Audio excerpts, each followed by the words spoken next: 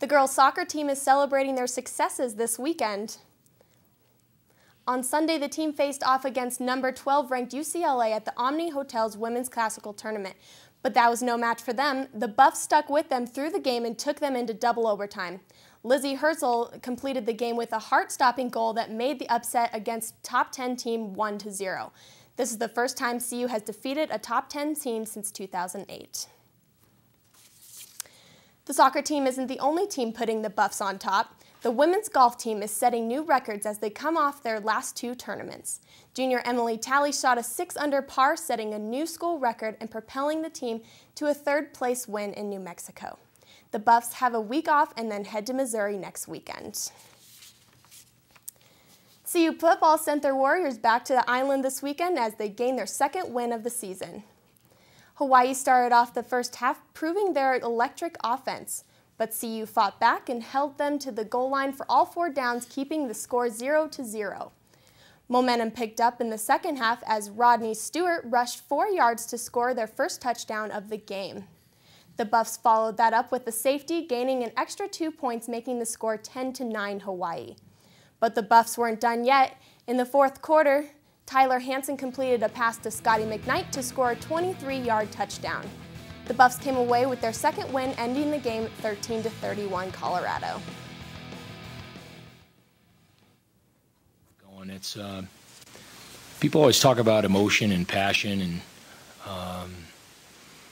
you have to have a little of that to get going, but you also have to have some results to keep feeding that. It's hard to just stay passionate when you're not getting a lot of results. So, and I thought that's just what happened. The Buffs' win over Hawaii may not have looked special. What they were wearing on Saturday was. News Team's David Starcer has more on the special teams tribute to a special season. Colorado's game against Georgia kicks off at 5 p.m. on October 2nd. The 20th anniversary celebration will take place at halftime. While CU is celebrating one of their most memorable moments, the Rockies are hoping to repeat one of their own. Postseason is right around the corner, and the Rockies only have 13 games left to take the National League West. They're only a game and a half back as they face off against the Arizona Diamondbacks tonight at 7:40. Cool, thanks, Natalie. If Rachel and I have to catch like a few games, like must-catch games. Definitely that Rockies game tonight at 7:40. You don't want to miss any of those right now, but also the volleyball game against Kansas State on Wednesday. Okay, great. Well, up next, Lady Gaga stands up for Don't Ask, Don't Tell. And later, a new kid craze could be causing a distraction in schools. Stay tuned.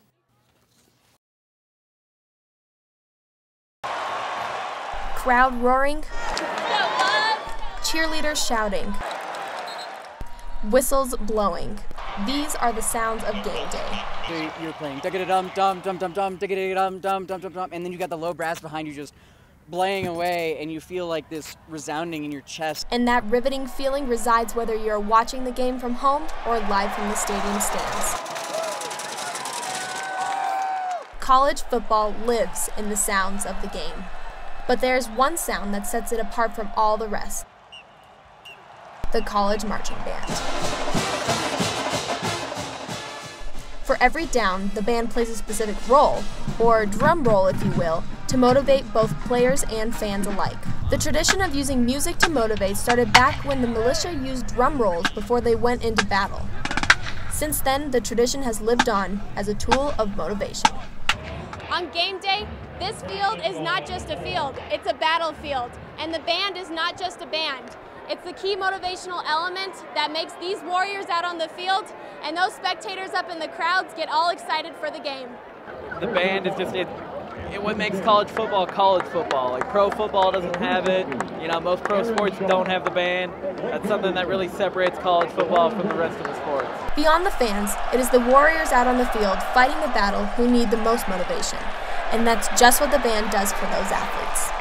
Just feed off the energy, crunk music, you know, war music you might want to call, whatever you want to call it. And when we're on the field, we just feed off the crowd and the band, you know, we feed off all of that. The band is not only a tool for motivation, but also a tool for intimidation. I think it's definitely a scary thing when you're, trying to listen to the play calls, you're trying to figure out where you're supposed to be, and all you can hear is the other team chanting against you. And those chants from the band with the drums rolling, the trumpets sounding, and the tubas playing is what creates game day. Natalie Deaton, News Team Boulder.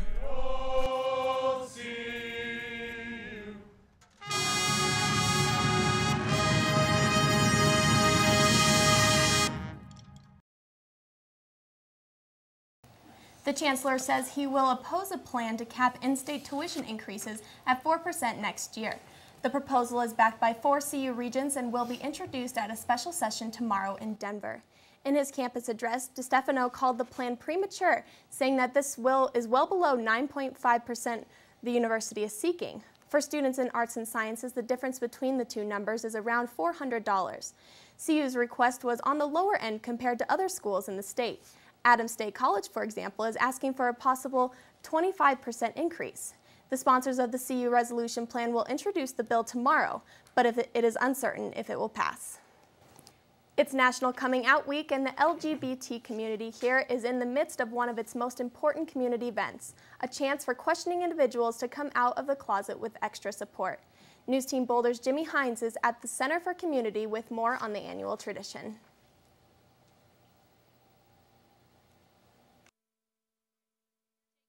Thanks, Jimmy. Since he filed his report, the venue for today's graduate student mixer has changed to the Gindie Cafe. You can find out about other events going on through the week on our website at www.newsteamboulder.com. With the midterm elections only 2 weeks away, the Senate race is tilting toward the GOP, according to the latest polls.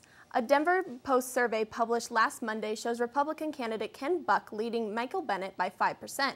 That lead is confirmed in the Rasmussen report, Buck over Bennett 50 to 45%. When we come back, we'll have more on the missing Heichel in Eagle County. And how technology is threatening our downtime. Stay tuned. Do you know what pops up when you search your name in Google? It might be something to check out, because your future employer might be doing just that. According to recent reports, employers increasingly are going to search engines to scope out their applicants. They're looking for red flags like inappropriate Facebook pictures or other things that could make or break the job. Of course, there are ways to create a positive online identity. Researchers suggest creating profiles on LinkedIn and Zoom Info that feature all your good employment qualities. James Nelson, a 31-year-old Chicago man, is missing in the backcountry near Vail.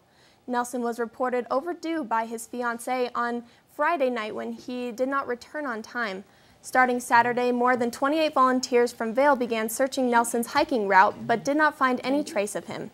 Airplanes are assisting in the search, and Nelson was equipped with the proper gear. The search continues today. Change are felt across the world. More builders are thinking about eco-friendly homes. These projects, which incorporate green living concepts, are appealing to buyers who are concerned about the environment. News Team's Lauren Sieber has a look at one local nonprofit builder making a difference right here in Boulder. To date, Habitat for Humanity has built 57 homes for deserving families in our community. You can find out how you can visit www.flatironshabitat.org. Food always tastes best when it's fresh picked straight out of the garden, and now local Boulder chefs are using this to their advantage. By speaking out local farmers and brewers to help fill up their menus, local restaurants are using sustainable techniques to make their food better. Most customers say that they will notice a big difference on their taste buds and will continue to provide businesses to those who serve fresh produce.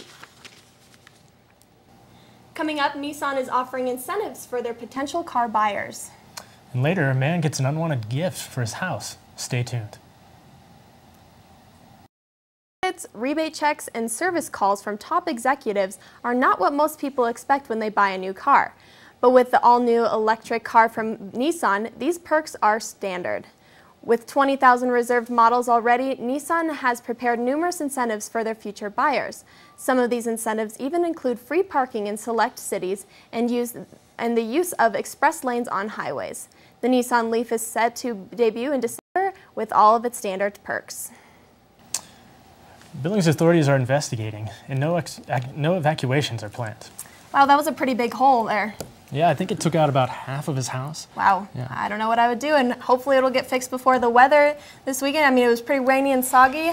Yeah, it really caught me by surprise this morning. I Wasn't was thinking shorts, had to go jeans. Had to go jeans, and I had to pull out that umbrella and rain jacket. You never really know what the Colorado weather is going to do for you. But No, you don't. Well, thanks for watching News Team Boulder. don't forget to check us out on the web at newsteamboulder.org. Have a great day.